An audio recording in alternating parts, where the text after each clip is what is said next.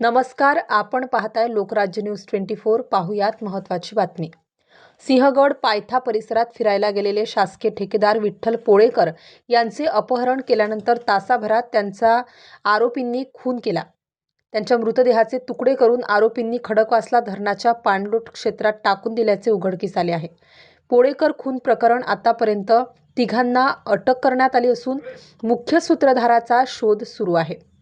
सिंहगड पायथ्याजवळील डोणजे गावात विठ्ठल पोळेकर राहायला होते। गुरुवारी सकाळी ते नेहमीप्रमाणे सिंहगड पायथ्या परिसरात फिरायला गेले होते।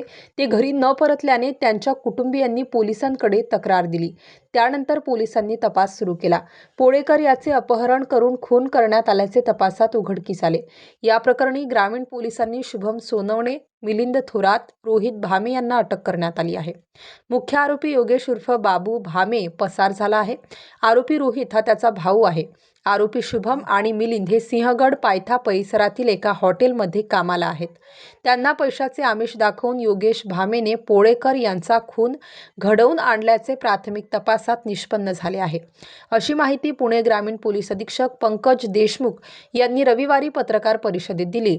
अतिरिक्त अधीक्षक रमेश चोपडे यावेळी उपस्थित होते। महाराष्ट्रातील महत्त्वाच्या आणि ताज्या बातम्या पाहण्यासाठी आजच आमच्या लोकराज्य न्यूज 24 न्यूज चॅनलला YouTube वर सबस्क्राइब करा आणि बेल आयकॉन प्रेस करा।